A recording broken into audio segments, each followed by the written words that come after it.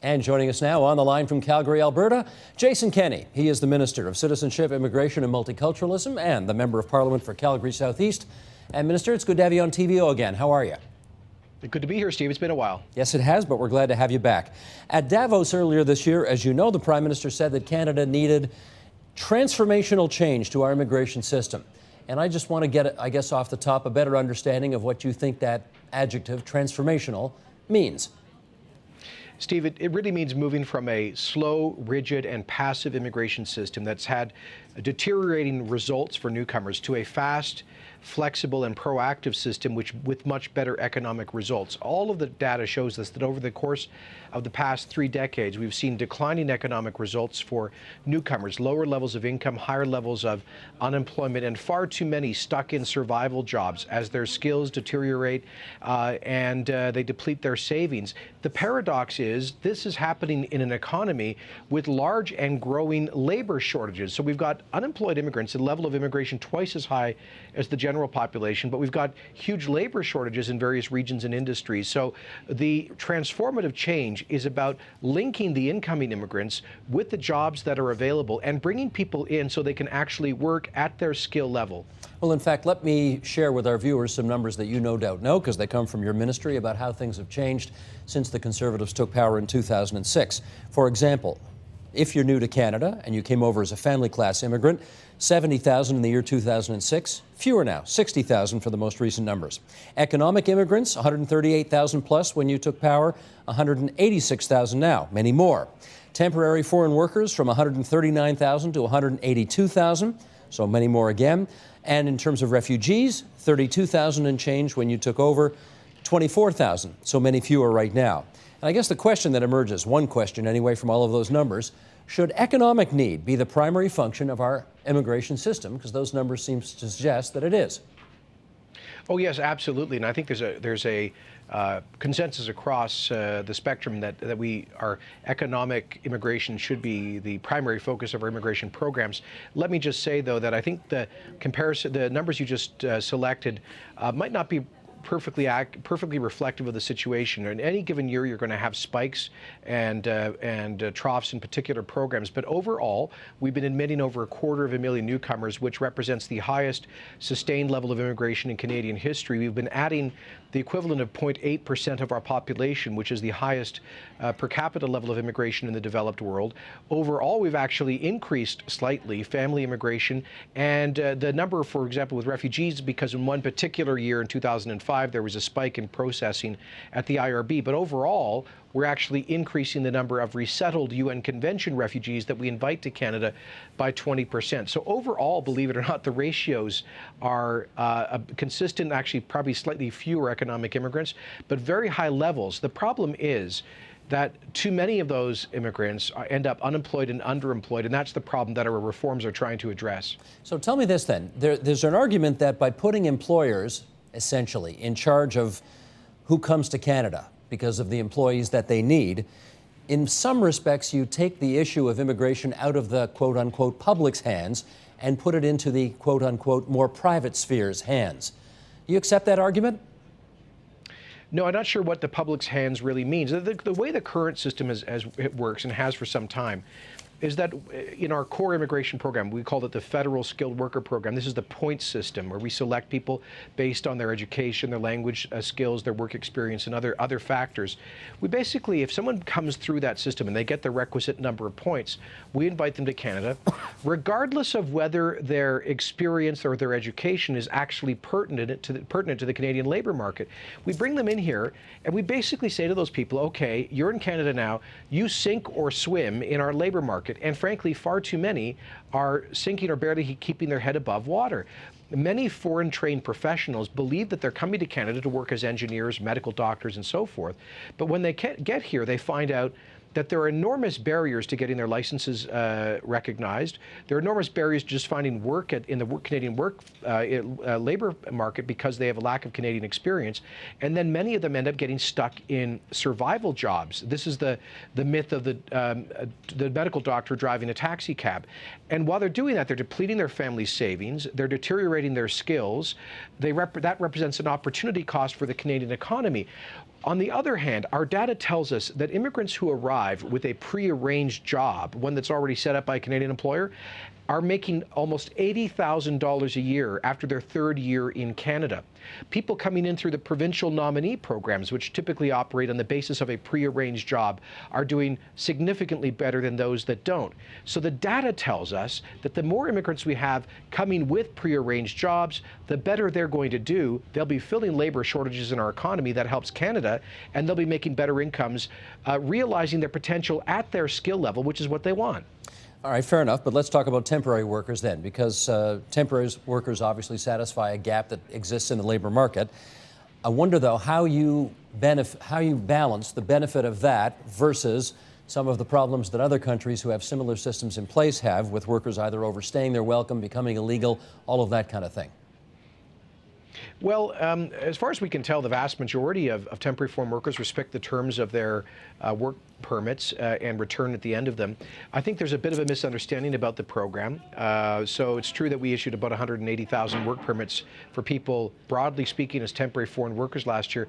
A huge number, I think about 60,000 of those were actually foreign students to whom we're actually giving work permits so they can help to pay their way while they're on campus.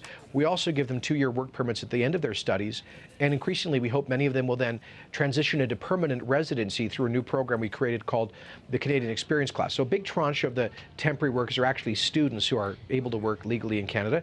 Another big group, about 40,000, are what we call the youth mobility programs. These are the working holiday programs. The Aussies and the Kiwis working at our ski resorts, the young Irish coming into Toronto now, these kinds of young people, 18 to 35, those work permits.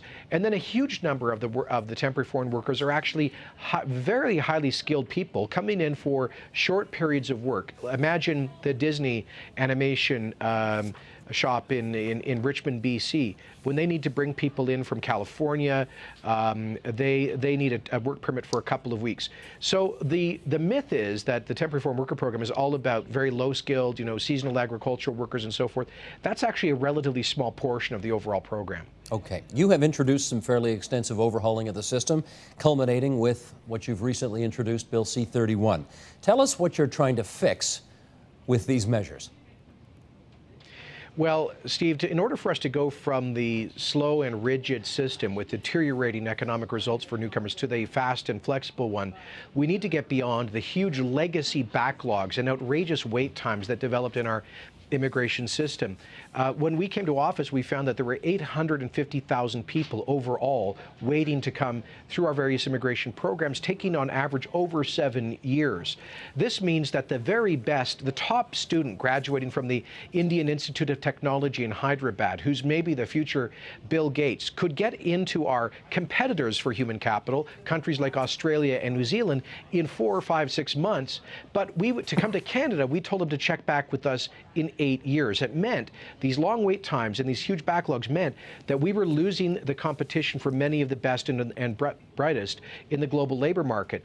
So we need to move beyond that. That's why we've taken measures in the last 4 years to reduce the backlog, but those incremental steps have left us still with an overall backlog of about almost 500,000 people in our skilled worker program. That's why in the budget we announced that we will be returning applications to about 300,000 people, returning the fees with those, so that within about 18 months from now, we will have a just-in-time immigration system, what we call a working inventory, meaning that in 2014, if you're that top tech student from Hyderabad, you can apply to come to Canada and you will get accepted within a few months. That means we can then go to employers and say, look around the world, recruit those best and brightest. We will facilitate bringing them here as quickly as we can, in months rather than years.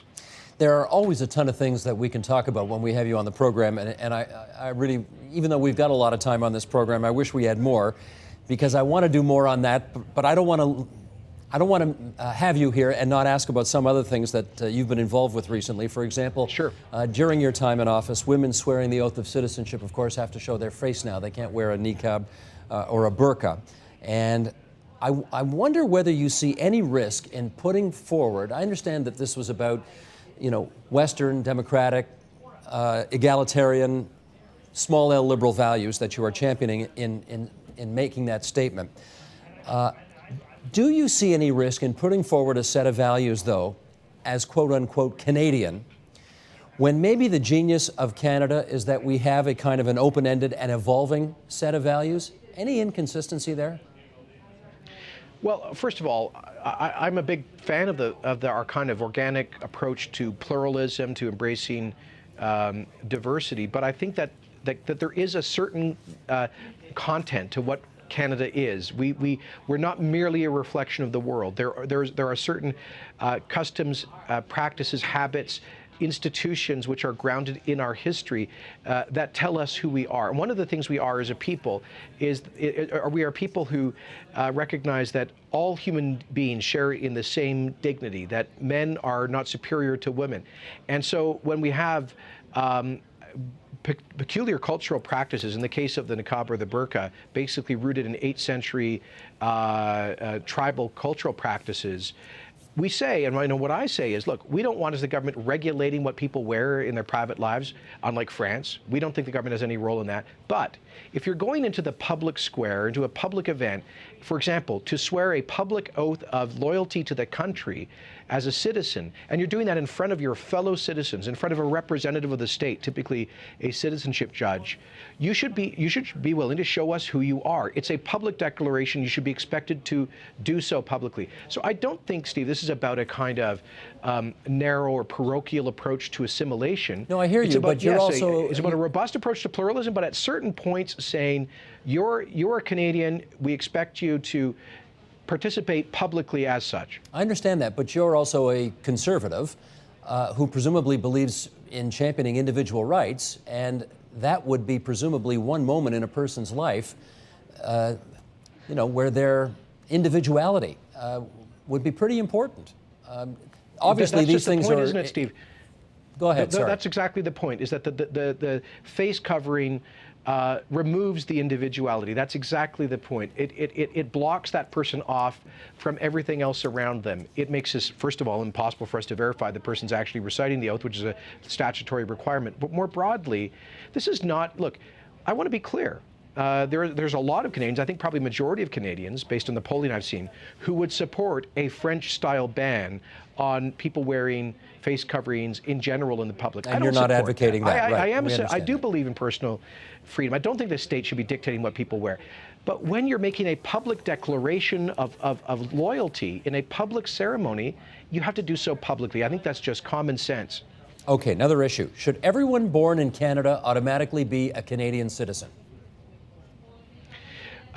Well, not everyone is. If you're the child of a diplomat, for example, in Canada, you don't automatically inherit citizenship. Now, Canada is one of only 2 countries in the developed world that generally allows children born on Canadian soil to immediately inherit citizenship, regardless of the immigration status of their parents. The United States is the only other country, and that's because of a constitutional amendment from the 19th century. This law, this approach of automatic citizenship for birth on soil is really, I think, a legacy, a vestige of the 19th century. When they immigrated here, they didn't go back. They were here to stay, and so were their kids. Now, unfortunately, we have a growing practice of some foreign nationals flying into Canada with the sole purpose of giving birth to children who will inherit citizenship, with which comes the passport, and then lifetime access to all of our generous social programs and the ability to sponsor their parents in.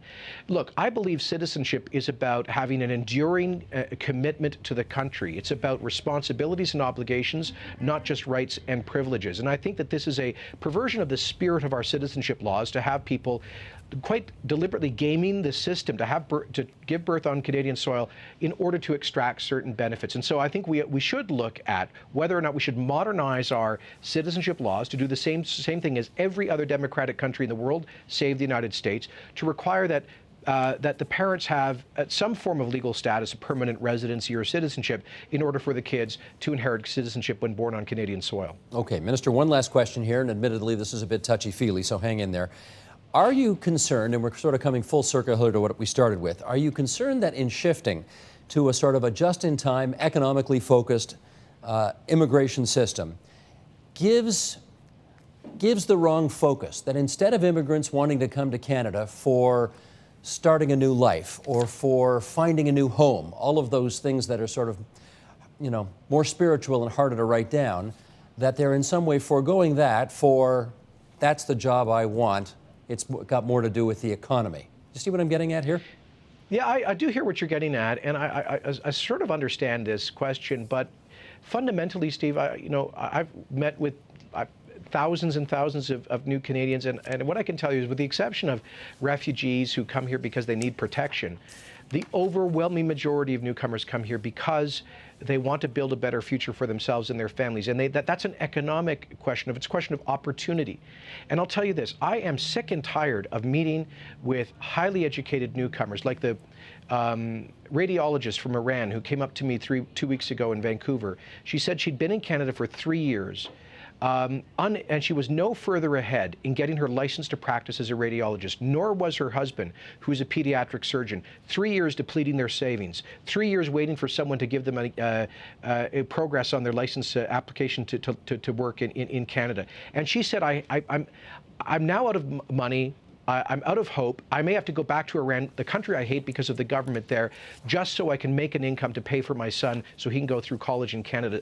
Steve, that represents too often the experience of newcomers to Canada, a sense of disappointment, that they're not realizing their potential, that they're stuck in survival jobs, that they're facing underemployment. You know, we can talk about the positive myth of immigration to Canada, but the concrete reality is that is too often the case.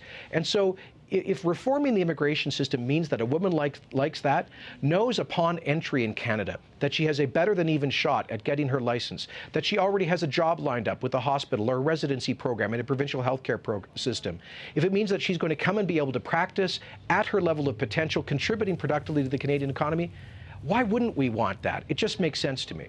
Understood. Jason Kenney, good of you to come on TVO tonight. Thanks so much. Thank you, Steve. Support Ontario's public television. Donate at tvo.org.